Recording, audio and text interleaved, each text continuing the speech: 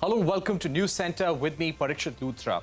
Days after hosting G20 finance ministers and central bank governors meeting in Bengaluru, New Delhi is all set to roll out the red carpet for foreign ministers. 40 delegations, including 28 foreign ministers, will participate in meetings at the Rashtrapati Bhavan. The high-level meetings will be attended by US Secretary of State Antony Blinken, UK Foreign Secretary James Cleverly, Russia's Foreign Minister Sergei Lavrov, China's Foreign Minister Qin Gang, and France's Catherine Colonna. While the Russia-Ukraine war is most likely to feature during discussions, there will be heated debates over it. Food and energy security, development cooperation, green growth, gender equality and counter-terrorism are among the top issues that will be discussed in the two-day G20 meeting. The foreign ministers and delegates will also be calling on Prime Minister Narendra Modi, and Prime Minister may address the G20 foreign ministers as well. All eyes will be on Russia's response to the Ukraine war. Russia, ahead of this meeting, has said it will focus on attempts by the West to take revenge for the inevitable disappearance of the levers of its dominance from world stage. Meanwhile, the External Affairs Ministry said Russia and China will need to explain why they no longer support the Bali Declaration and the text on Ukraine that had been agreed upon in Indonesia by the G20 leaders. Now, the Gateway House has prepared a report on energy transition and climate finance. They have a G20 task force for energy transition and climate finance as well. Now, we are joined by the authors of this report, Nadir, Godrej, the co-chair, managing director of Godrej Industries and chairman of Godrej Agrovit. He is the co-chair for Gateway House Task Force on Energy Transition. We also have with us Amit Bhandari, senior fellow for energy, investment and connectivity at Gateway House. He's also a working group lead for this task force. Thank you very much for joining us. Mr. Godrej, if I can begin with you. Your report has said that public finance alone will not be enough for our energy transition. Give us a sense on what the G20 should focus on when it comes to lowering the risks, increasing the pool of capital that should be available for developing countries especially. There is a lot that the G20 can do. One of our recommendations is to have a climate finance agency, central climate finance agency. This can enable low-cost financing for developing countries. Good hedging mechanisms could be put in place because there is a lot of exchange rate risk in developing countries, and such a finance agency could help finance green energy. Green energy has very low operating costs, but high capital costs. So the financing is extremely important. And this is a win-win for the whole world. Mr. Godrej, if I were to also ask you about the implications of the Ukraine-Russia war on the energy transition. We've seen many countries in Europe going back to coal-powered plants, and in a way, the climate action roadmap of the world took a setback in the last 1 year because of the war. How urgently and how seriously does the G20 need to address the issue of energy transition and sustainable development, according to you? Yes, it's a simple response to go back to fossil fuels and produce more fossil fuels and encourage and even expansion of fossil fuel-based power plants. But it is the wrong solution in the long run. We should take the situation created by the war to further incentivize green energy and push the transition forward, because that is the solution that can solve the immediate problem as well as the long-term problem. Right. Amit Bhandari, let me get you in at this point. Of course, there will be a discussion on energy security. In fact, there is a whole panel discussion tomorrow at the G20 Foreign Ministers meeting on food and energy security. Give us a sense of the key risks that you see when it comes to energy supply chains and the shocks that could possibly come this year. So thank you, Parikshit. Let us look at three major energy commodities: oil, gas, and coal. The ones which are really affected by the Ukraine crisis are oil and gas. In case of petroleum or liquid petroleum or oil, I think the supply chains have been reset somewhat. European countries are purchasing more oil from the West Asian region, and customers of West Asian oil, earlier customers like India, are now buying more Russian oil. So in a sense, transactions have moved from one pocket to the other. And I do not see any significant risks arising from this front. On the natural gas front, however, there has been a very serious disruption. Liquefied natural gas is a very complex supply chain. It is not easy to reroute flows. It is not easy to convert gas into a liquid and transport it. And as a result, this market has been severely disrupted. This winter was especially mild in Europe, as a result of which prices did not go as high as they could have. And this is a risk which we will continue to have to face for the next 2 or 3 years to come. The other risk which arises from high gas prices is the risk of food security, because natural gas is also an input for manufacture of fertilizer. So we are likely to see energy poverty in many of the developing countries and also an emerging risk to food security.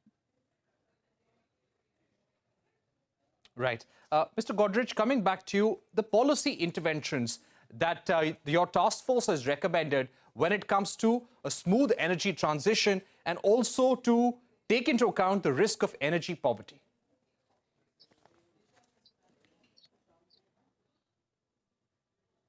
We have put out a full report, and I encourage people to read it. And the Climate Financing Agency is one of the important recommendations. The use of public procurement systems is a very important recommendation.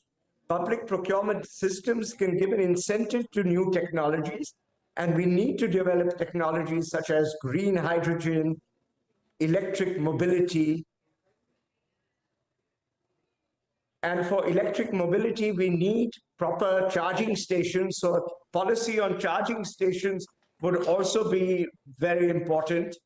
We have also recommended modular nuclear. This is a technology that exists, but a lot of development work is needed, and governments can play a role in promoting such technologies. I also feel that biomass can play a role. Biomass can be used from byproducts, and it can also be expressly grown. Research is happening in fields such as bamboo, and bamboo is a very promising sort of biomass. Bamboo plants can actually sequester carbon even after they are harvested for biofuel. So they are very useful solutions, and the governments need to have policies to encourage all these solutions. Right.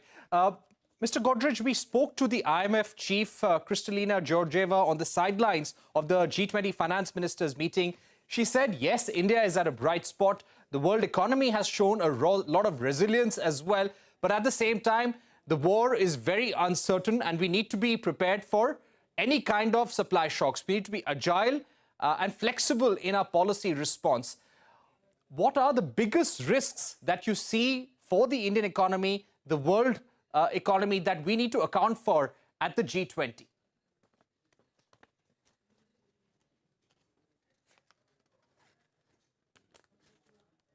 The geopolitical risk is very big. We already saw what the Ukraine war did.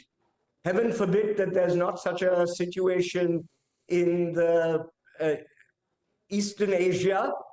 China has been threatening to do quite a lot of things. So we need to be prepared for all of these. But one good thing about the energy transition is that the energy transition involves a local supply chain. So one way of building resilience is to further transition faster than before. India already has been very successful with solar energy and wind energy, and could develop modular nuclear as well as biomass. Another advantage of biomass is it can be used in existing fossil fuel plants. So all these solutions could give us a resilience. We also need resilience because of the high inflation all over the world, not only in energy, but also in food. And that the food inflation could be tackled by improving yields. Unfortunately, climate change itself is affecting the productivity of agriculture and is causing all these problems. So a quick solution to the climate transition would help us all in many, many ways. Right. Amit, coming to you, when it comes to risks for developing countries, which the developed world, which the G20 must account for, if we were to ask you to lay out those risks for us, what has your report identified? So our report feels on that energy the key transition and climate finance. Yeah, our report feels that the key risk to developing countries at this point of time, of course, there is the climate risk, which is a long-term risk and which will play out. But a risk very specific to developing countries is that of energy poverty. And secondly, food insecurity or high food prices which may arise because of energy insecurity. We feel that there are certain workarounds which are needed for this. First of all, immediate energy insecurity or energy poverty is an emergency. It has to be dealt with as such. And while we may not like it, we will have to ensure that adequate energy supplies are available to the poorest countries in the world. And this may also mean that we may have to use fossil fuels in a larger quantity in the short run. But the consequences of not doing so are going to be much worse. On the second part, which is what do we do in the longer run to get rid of food insecurity, we feel one of the very promising solutions is looking at green hydrogen. Green hydrogen is produced by electrolyzing water using renewable energy as the power source. Green hydrogen can replace natural gas as a feedstock for fertilizer, and potentially also it can be used potentially in power plants and transport as well. So it can replace a very wide range of hydrocarbons, the kind which have especially been vulnerable to a disruption, and it can also help with the issues of food insecurity. Creating local business models and creating financing arrangements for these should be a priority for G20 to reduce risks for the developing world. Right. Amit, if I were to also ask you about how the G20 agenda this year could be impacted because of differences between the G7 and Russia and China. We saw the communique in the finance ministers last week collapsing because Russia and China did not want any reference to the Ukraine war. They did not want any kind of paragraphs or line on the war at all to be in the communique. So when you have hostilities of this kind in the room, when your diplomats and ministers are talking, do you feel the G20 will still be able to make adequate progress, positive progress on energy transition and climate finance roadmap?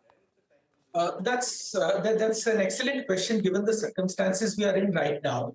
So we have to acknowledge that there are certain aspects, there are certain dimensions where there isn't going to be any kind of a meeting of minds between G7, China, Russia, and the entire grouping. Having said that, we still have to realize that there are certain issues and emergencies which are dire and which affect us all. Climate change and a green transition is one of them. And being able to find common ground and work on these is something that the G20 can still strive and work towards. There are certain things which we will not have a meeting ground on. Okay, let us try and put these aside for the moment, but let us ensure that things that we agree upon, food security, energy security, climate finance, these continue to get the attention that they deserve. Right. My final question to you, Mr. Nadir Godrej, just to put this in perspective as we end the discussion. One key hope from the G20 meeting in New Delhi, what it should achieve in terms of energy transition, climate finance, and a roadmap for the world as well. What kind of policy consensus would you like to see? Since all of us benefit from this, it shouldn't be too difficult to get a policy consensus. We need to help the whole world to do this, and it's in the interests of everyone. India has had a very good track record on the energy transition, and I think we can influence the G20 to learn from what we have done, and others can do it as well. I don't worry too much about the fact that there is hostility in the world and people are not agreeing on many things, because on the green transition, everybody should be agreed because the planet's life depends upon it. So I am quite confident that we will be able to come up with good proposals that all the G20 members will accept. All right, Mr. Nadir Godrej, thank you very much for speaking to us. And Amit Bhandari of the Gateway House, putting the report on energy transition and climate finance in perspective for our viewers. Clearly, this will be one of the big focus areas of the G20 through the year. So let's wait and see what the joint statement says on the issue of increased climate financing. We're going to take a short break at this point. But when we return, we'll shift our focus to a discussion on Moody Analytics' latest report on gender gap, which also says that bridging the gender gap could boost the global GDP by $7 trillion. Remember, gender parity is a big issue when it comes to G20 meetings in New Delhi as well. Don Holland, Director, Economic Research at Moody's, is going to be joining us in just a bit. Don't go anywhere. We're taking a break, and we'll be right back.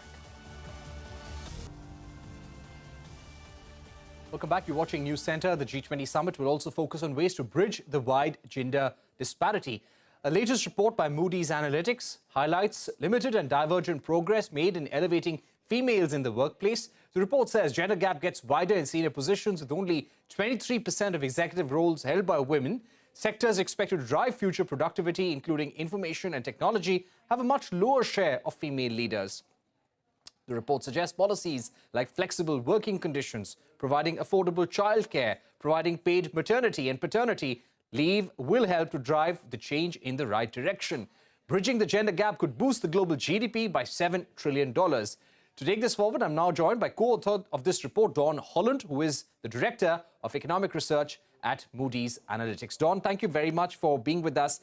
Give me a sense of the reasons for this gender gap that we see in management positions. So the reasons behind the gender gap are numerous, and it's not something that's evolved over a short period of time. It has sort of strong social norms underpinning it, which means it's a very difficult and complex thing to shift. But some of the policies that some countries have put in place that we've seen have helped to narrow that gap has been things that help in the workplace. So, for example, allowing greater flexibility in the workplace, allowing both paid maternity and paternity, very importantly, leave, and providing more affordable childcare. Right. Don, one observation that your report had made, that women make a higher upfront investment in education, but actually land up in lower level and lower paid positions. Why is that? Yeah, that's a very interesting point. Exactly. So what we looked at, we looked at the imbalance, the gender imbalance in the share of women who hold middle and senior management positions. And we first looked to see, well, is that explained by differences in labor force participation? And in some countries that goes some way to explaining the gap, but certainly not fully. And most countries only explains about a quarter of the gap. So then we decided to look at skills mismatch. Do women lack the skills to hold these positions? And that was flat out no. In fact, across the broad spectrum of countries that we looked at, there are more women who hold higher level degrees, such as master's degrees, across the OECD than there are men. So there are plenty of women who are, have the skills and educational background and are ready to step into those positions. But there are other factors, for example, a lack of flexibility in the workforce, which is holding them back from taking those roles. Right. Don, also give us a sense, you have also told us that if we allow women to reach their full potential, where can the global economy go as a result of that? But if I were to ask you, how is India's economic potential suffering as a result of gender disparity? Would you be able to quantify that? Well, that's a very good question. And I guess the way I would look at it is to say that closing the gender gaps in India have the potential to deliver some very high economic returns indeed. And I would mention two key points. So first is that the gender gaps in India are particularly wide. There are about less than 30% of working age women are currently attached to the workforce. And if you look at the share of managerial positions held by women, that share shrinks to about 15–16%. So if we were to close those gaps, that would bring a lot more people into the workforce. So already we have potential to grow faster because we have more people actively participating in the workforce. And if we were to elevate more women to higher skilled, higher return managerial positions, that could also bring returns in terms of raising the average productivity level of the economy. So India has this brilliant, vibrant, very large and young workforce, and there are more and more women who are actively seeking higher levels of education and are ready to jump into those positions. So I think there's really a lot of potential for India to unlock a stronger growth through addressing gender imbalances. My final question, would you be able to tell us about the percentage of women present at board levels in boardrooms across companies in the world, and how do we make sure that more women rise to those positions? So this is a work that was done by some of my colleagues rather than my own work. But I can just comment very briefly on that. And what they found was that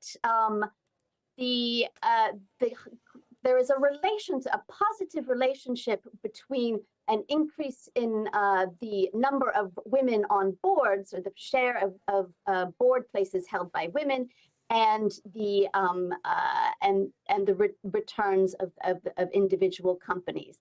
So without suggesting necessarily a direction of causality, they identified that having more women was associated with more higher levels of return across a large number of companies. All right, Dawn Holland, thank you very much for joining us. Of course, this will be a big discussion point at G20 meetings here in Delhi and also through the year during India's presidency. With that, it's a wrap on this edition of Newscentre. Thank you for watching. Goodbye.